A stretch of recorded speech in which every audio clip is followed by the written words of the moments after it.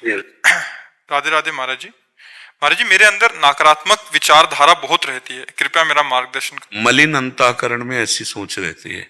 जब हमारे द्वारा कोई गुप्त पाप हो जाते हैं और उनका हमें दंड नहीं मिलता, हमने प्रायश्चित नहीं किया, तो हमको इस तरह जलाते हैं तो हमें नेगेटिव सोच में, मतलब ऐसे व्यर्थ की चिंतन, ऐसे व्यर्थ की चिंतन, ऐसे नकारात्मक चिंतन जो हमें जलाए, हमें परेशान करे, हमें धर्म विरुद्ध ले जाए, वो मलिन अंतःकरण का। नाम जप करो, उससे ठीक हो जाएगा, बिल्कुल ठीक हो जाएगा। आप नाम जप करो, सही सोच पैदा हो जाएगी, नकारात्मक सोच ही नष्ट हो जाएगी। जो निगेटिव विचारधारा है ये दूसरों को नहीं कष्ट देती है, अपने आप को कष्ट देती है, ये अपने आप को पतन कराती है, अपने आप को जलन पैदा कराती है। नाम जप से ठीक हो जाएगा। जहां अंतःकरण पवित्र हुआ तो आप देखना सकारात्मक सोच आ जाएगी। देखो, सोच में ही आनंद है।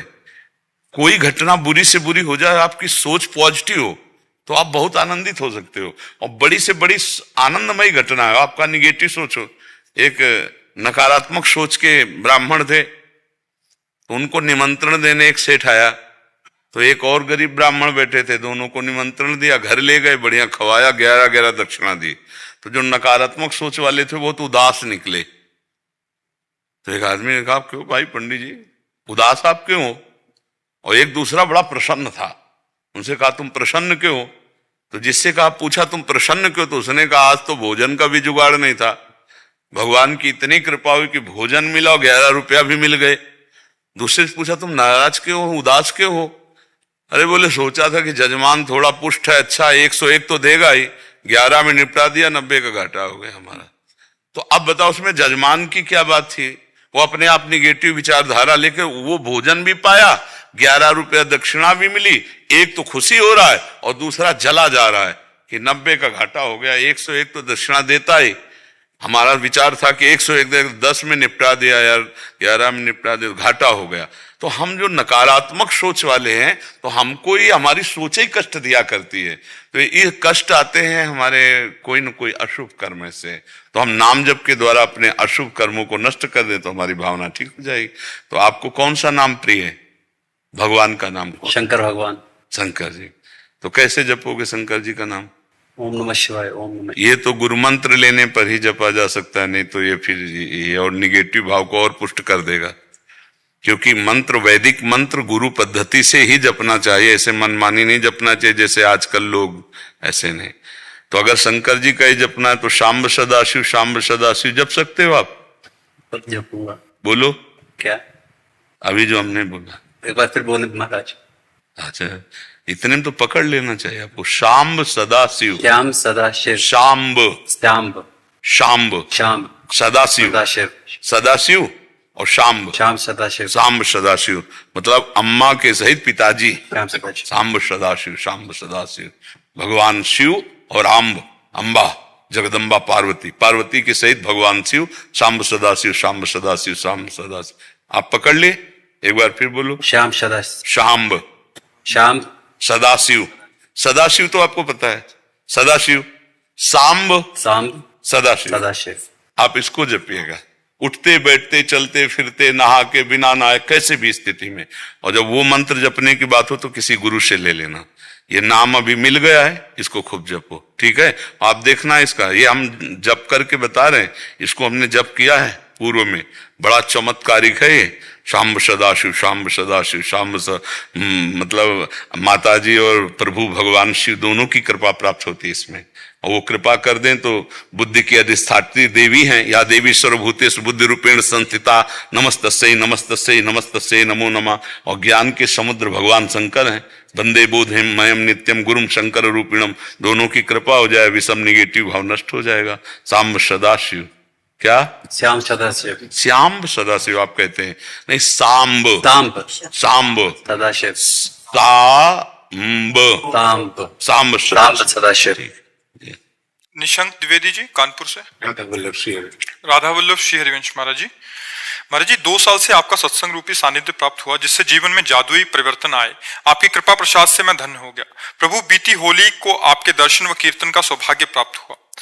महाराज जी, मेरा प्रिंटिंग प्रेस का व्यवसाय है, जिसमें प्रतिष्ठानों की बिल बुक व अन्य स्टेशनरी की छपाई होती है। प्रभु, जब से हमने आपके एकांतिक में भगवत नामों व चित्रों की छपाई संबंधित बात सुनी है, तब से मन में संदेह रहता है, क्योंकि लगभग 95% प्रतिष्ठानों के नाम भगवान के नाम से हाँ। तो महाराज जी, इस कंडीशन में हम क्या करें? हमें बहुत संदेह हो रहा है भगवत नाम। हाँ, मतलब अब हमारी प्रार्थना तो यही थी कि जैसे विवाह के कार्ड में शंकर पार्वती जी बना दिए, राधा कृष्ण बना दिए, नाम लिख दिए, और वो कार्ड ब्याह का अपना लोग फिर डस्टबिन में फेंक दिए, उसका कोई भगवान के रूप में तो महत्व करते नहीं हो, तो निमंत्रण कार्ड के रूप में करते हैं। या जिसमें नाम लिखा है भगवान के, तो वो पैरों के नीचे पड़े, नालियों में पड़े, कूड़ेदानों में पड़े, तो हम उसी नाम की सिद्धि से भगवान को प्राप्त करते हैं। हम उन्हीं भगवान के चित्रों को पूजा में विराजमान करके भगवान की प्राप्ति करते हैं। तो इसलिए हमारी प्रार्थना थी कि जैसे झोले में छाप दिया, जैसे निमंत्रण कार्ड, वैसे हर जगह हमको थोड़ा ध्यान रखना है कि हमारे इष्ट का नाम, हमारे इष्ट की छवि, इनका अपमान न हो। अब इस पर कोई ध्यान तो देता नहीं, क्योंकि अर्थ प्रधानता बुद्धि होने के कारण कोई ध्यान नहीं देता। तो अब उस कंपनी वाले की जो दुर्गति होगी उसको पता नहीं है, खुली बात कह रहा हूं। उस कंपनी वाले की जो दुर्गति होगी, कमा लो रुपया कितना कमाओगे, और जब इस नामा अपराध का टक्कर लगेगा तो सब विध्वंस हो जाएगा, किसी काम में नहीं आएगा। तो इसलिए हमारी प्रार्थना रहती कि हम सनातन धर्मावलंबी हैं। अगर आपके सामने लिख दिया जाए राम और कहा जाए जूते से चढ़ के जाओ, हमें लगता है अगर सनातन धर्मावलंबी हो तो गला कटवाना स्वीकार करोगे, नाम में पैर रखना स्वीकार नहीं करो। और आज लोग ईंट पे नाम लिख रहे हैं और लेटरिंग बाथरूम में वो ईंटें लग रहे हैं। कोई सोच पा रहा जरा इन बातों को? मतलब विचार करना। हरि नाम लिखा जा रहा है, राम नाम लिखा जा रहा है, राधा नाम लिखा जा रहा है, ईंटों पे भगवान नाम लिखा जाता है। हमने देखा है कि अब वो ईंटों से बाथरूम भी बनता है, शौचालय में भी ईंट लगती है। अब कहाँ बुद्धि भ्रष्ट होने से बचेगी? पर इसकी सूक्ष्मता कौन देखता है? तो कौन सिद्ध हो रहा है, कौन भगवत प्राप्त हो रहा है, कौन सुखी हो रहा है? गंदी बातें हैं कि हमारे भगवान के नाम का अपमान किया जाता है। अब इस पर क्या किया जा सके, आप हमें विचार करके बताओ। हमारे विचार तो हमने आपके सामने रखे। हम तो इस बात का भी विरोध करते हैं जो भगवान की छवियों को, भगवान के नाम को पोस्टरों में अपने प्रचार प्रसार के लिए लगाते हैं, इसके बाद फाड़ के वो नाली में फेंक दिए जाते हैं। हमें तो मतलब अब हमारी बात सुनेगा कौन? क्योंकि अपने अपने स्वार्थ में जिसकी बुद्धि पागल हो गई, वो हमारी बाबा जी की बात कौन सुनेगा? नहीं तो बड़े बड़े ऐसे अपराध किए जा रहे हैं नाम के, जिनको अपराध नहीं समझा जा रहा है। छोटे छोटे थैले हैं और उनमें पूरा सब, औरों की तो बात जाने दो, बड़ी बड़ी जगहों से बड़ी बड़ी गलतियां हो रही जिनको संभालना मुश्किल है, नहीं संभल पाएंगे। क्योंकि उनको सिर्फ अर्थ दिखाई दे रहा है, अपना प्रचार प्रसार दिखाई दे रहा है। कैसे तुम्हें बताएं कि मतलब ये लगता है कि छोटे मुंह बड़ी बात, कौन हमारे को बात समझेगा? ऐसे ऐसे अपराध किए जा रहे हैं केवल प्रचार के लिए, केवल पैसे के लिए। तो अब उस पर हम क्या विचार कर सकते हैं, उस पर हम क्या कर सकते हैं? क्योंकि अब ये तो गली गली आप देखो चिपका दिए, ठाकुर जी की छवि बना दी, गुरु की छवि बना दी, 4 दिन के बाद फाड़ करके नाली में पड़े हुए हैं। ये सनातन धर्म का स्वरूप जो है, हम बनते हैं अपने धर्मावलंबी और अपने प्रभुओं का अपमान हम स्वयं कर रहे हैं, अपने प्रभु की छवियों का अपमान कर रहे हैं, प्रभु के नाम का अपमान कर रहे हैं। तो आराधना किसकी करोगे? तभी रंग नहीं आता है। एक छवि विराजमान की पूजा में, फिर दूसरी अच्छी लगी तो उसको निकाल करके ऐसे कूड़ेदान की तरह रख दिया, और वो फिर वो शीशा फूटा तो फुटपाथ में रख दिया। तो वो जो सिंहासन में विराजमान वो तुमसे बोलेंगे क्या, तुम्हारे ऊपर कृपा करेंगे क्या? क्योंकि उनको पता है 4 दिन बाद दूसरी छवि आएगी, वो हम फिर फुटपाथ में पहुंच जाएंगे। तो ये आप देख लो ना, पीपल के नीचे कितनी आपको छवियां मिलेंगी, कितने लक्ष्मी गणेश जी मिलेंगे। अरे भैया, अगर आपको ऐसा है तो उसकी पद्धति है, आप किसी पवित्र नदी की तक ले जाओ कार में रखकर, और वहां गड्ढा खोदो और वहां विराजमान करके ऊपर से ऐसे सम्मान, और फिर प्रणाम करके चले आओ। उसका एक मतलब तरीका है। अब ऐसे नहीं जहां चाहो जैसे चाहो, पर बहुतायत हो रही। हमने एक झोला देखा, छोटे छोटे थैले, छोटे छोटे झोले, पूरा भगवान नाम और क्या क्या सब लिखा हुआ है, और केवल चंद रुपए के लिए। अब उसमें सामान लेके आया जो, तो सामान का प्रयोग करा, झोला को फेंक दिया। क्योंकि साधारण उसके झोले बनते हैं तो साधारण थैलियों की तरह, अब उनमें कितने भगवान नाम लिखे हैं, उनके क्या आप कैसे बताएं। अब वो समझ में तब आवे ना जब भक्ति करें, भक्ति तो है नहीं, तो उनको रुपया की भक्ति तो रुपया दिखाई देता है। तो आप तो विवेकवान हैं, इसलिए आपको चुभ रहा है कि कैसे करूं, क्या करूं। तो अब इस पर आप विचार करो और हमको भी सलाह दो कि आप क्या करो। जिससे हमारा मुख्य काम है प्रतिष्ठानों की बिलबुक छापना। और जैसे कि पहले भी आज हमारा काम खुद का हमारे बाबा का चलाया हुआ है, 60-65 साल पुराना है। और उससे भी पहले की बहुत सी वहां पर दुकानें अभी भी हैं। तो पहले बहुत सारे नाम सभी के भगवान के नाम पे रहते थे, जैसे राधाकांत जी, रमाकांत जी, उमाकांत जी, राम आश्रय जी। तो उन्हीं के नामों पे सब दुकानें चल रही हैं, जैसे कि राधा ट्रेडिंग कंपनी हो गई, राधे श्याम मधुबन किशोर हो गया, भगवती ट्रेडिंग कंपनी हो गई, और इसी तरह से बहुत सारे नाम हैं। तो अब हम उनकी किताबें, बिलबुक जो बिल पर्चा वो काटते हैं, हम सिर्फ वो छापते हैं। तो उनमें जितने चित्र हैं उनको तो हमने लगभग खत्म करना शुरू कर दिया है कि हम चित्र कोई नहीं छापेंगे। लेकिन अब वो दुकानों के नाम तो बदल नहीं सकते, और अगर हम उनसे कहने का प्रयास करते हैं तो वो मखौल बनाते हैं कि अरे ये सब क्या है। हाँ, वो ऐसे नहीं जानते ना, वो मतलब वही हम आपसे जैसे प्रश्न किया था कि अगर आपके सामने नाम लिख दिया जाए भगवान का, वो कहा जाए चढ़ो इस पर, नहीं तो गर्दन कटवाओ। तो हमें तो लगता है हमारी सनातन धर्म की श्रद्धा कहेगी कि गर्दन काट दो, लेकिन मैं पैर नहीं रख सकता, ये मेरे भगवान का नाम है नहीं। तो अब हमारे द्वारा वही लिखित नाम कोई पैर के नीचे पड़ तरफ से तो प्रभु जी वो चीजें सही जाती हैं। हमारे हम अपना कोई मेरा निजी अपराध नहीं करते, लेकिन अब हमको संदेह ये होता है कि जैसे उन्होंने पर्चा फाड़ा, अब वो आगे गया, फिर 2 हाथों के बाद या तो वो फट जाता है या फिर फाइलों में लगा रहता, तो 5-7 साल बाद उसे जलाया या किया जाए, तो क्या इसका अपराध हमको लगेगा? वैसे शास्त्रीय पद्धति से कहता हूं, कर्ता प्रेरक अनुमोदन तीनों को बराबर फल मिलता है, चाहे पुण्य का हो चाहे पाप का हो। कर्ता, प्रेरक करवाने वाला, अनुमोदन, ठीक है यार, इसमें कोई दोष नहीं, इसे अनुमोदन कहते हैं। जैसे आप वृंदावन, ओहो वृंदावन जा रहे, धन्य भाग, ये अनुमोदन। यार बैठे क्या करते हो, एक दिन वृंदावन चले जाओ, ये प्रेरक, और आप वृंदावन आए, तीनों को बराबर लाभ मिलेगा। ऐसे ही अपराध प्रवृत्ति का है। अब इस पर आप विचार कर लीजिए, कर्ता, प्रेरक, अनुमोदन, तीनों को बराबर का। अब इस पर मतलब बहुत बड़ी समस्या आपके सामने है, क्योंकि हम सिर्फ इसी पे आश्रित हैं। हाँ, कोई बहुत कोई पुरानी संपदा मेरे पास कुछ नहीं, सिर्फ इसी पे आश्रित हैं। और एक समस्या बार बार ये आती है कि केवल अगर हम चलिए इनको किनारे करते हैं, सारे ट्रस्ट, कुछ भी चीजें, अब दृष्टता क्षमा कीजिएगा प्रभु, लेकिन छपाई से संबंधित कार्य है, तो हमें मालूम है कोई भागवती किताब भी अगर छप रही है तो भी उसमें पन्ने खराब जरूर होते हैं जी।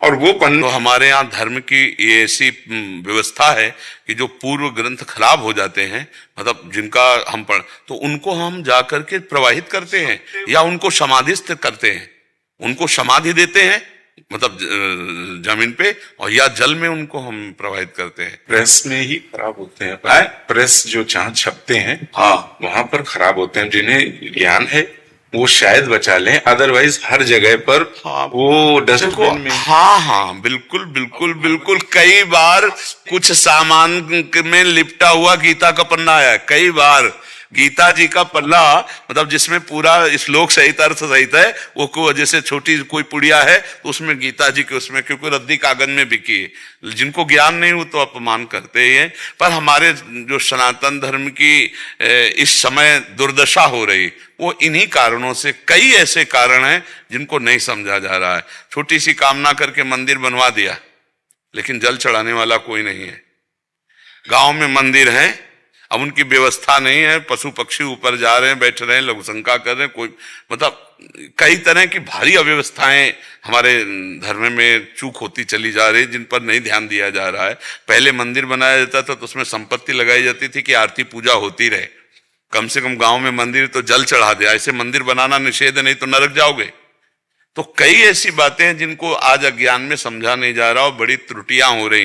मंदिर में संपत्ति लगी तो मंदिर के काम में नहीं आ रही है, दूसरे लोग अपने प्रयोग में ले रहे हैं। ये सब नारकी गतियों की बात है। तो आप जहां तक हो सके विवेक के द्वारा आप देख लीजिए। मेरे लिए क्या आदेश है? अब इस पर हम कैसे, क्या मतलब, हमारी सामर्थ्य इस पे नहीं है कि हम आपको हरी स्याही लगा दें या लाल स्याही लगा दें। आपके सामने बात रख दिए, इसका फाइनल आप करेंगे। आपके सामने। हमारे लिए तो आप सब कुछ।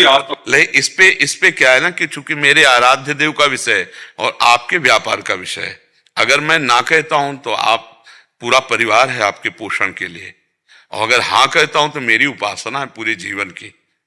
इसलिए हम ये बात केवल आपके ऊपर छोड़ देते हैं। अगर मेरे फाइनल करने की होती तो अभी फाइनल कर देता, लेकिन मेरे फाइनल करने में नहीं है, क्योंकि मेरी उपासना का विषय है और आपके भरण पोषण का विषय है।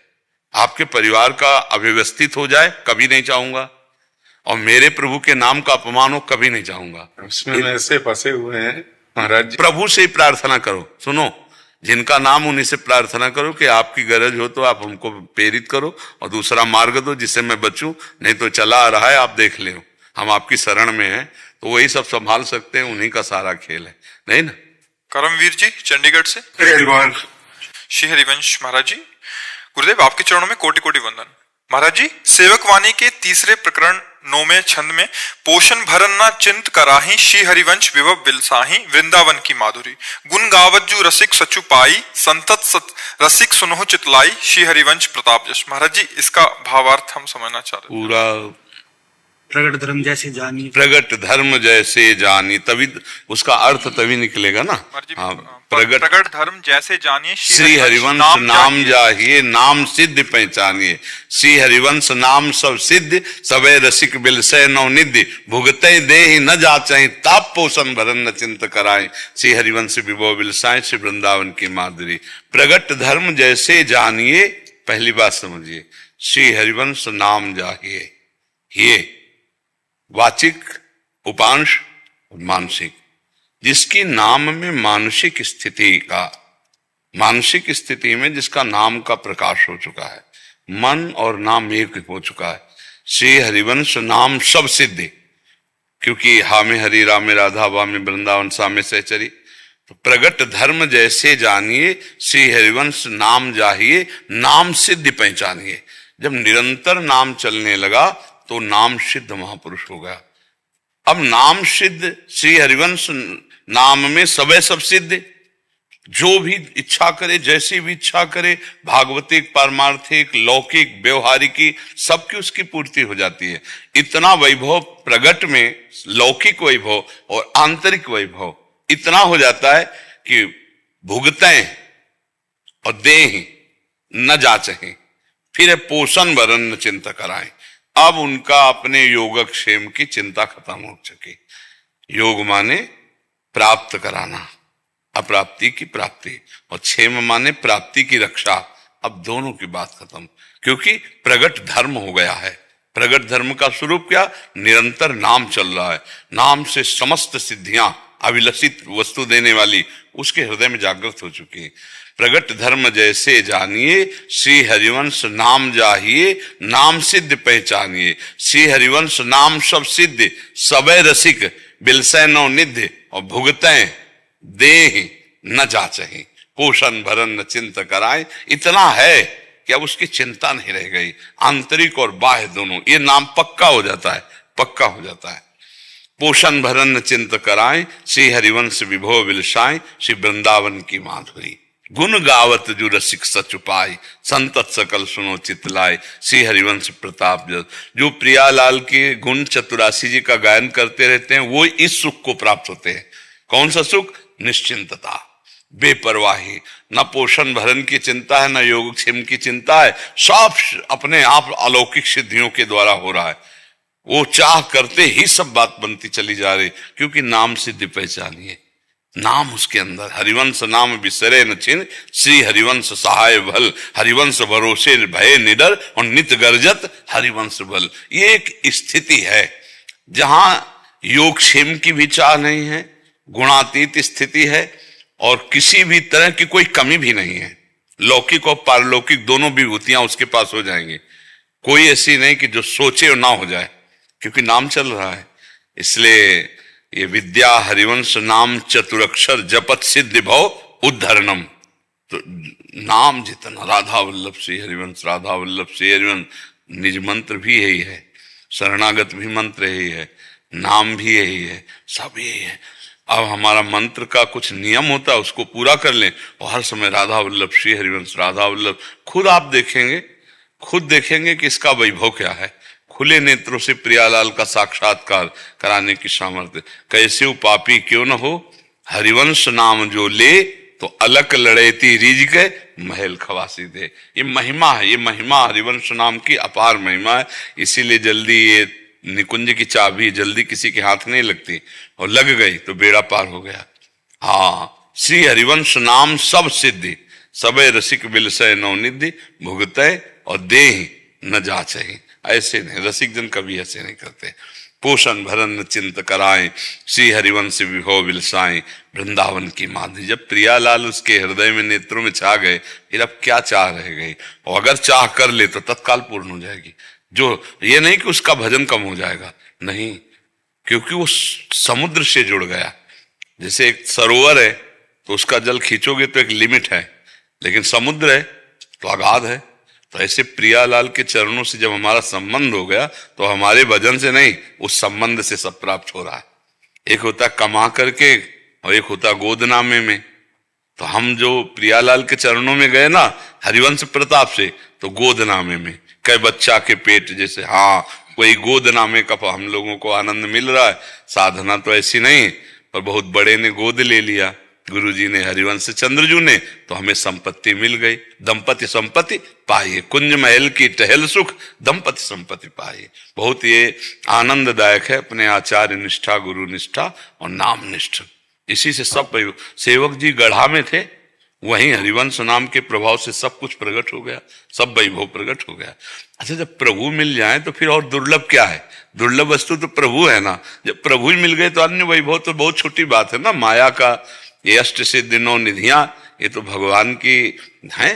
तो जब हम भगवान की शरण में हो गए तो सब सेवा में हो जाती, चाह करो या ना करो।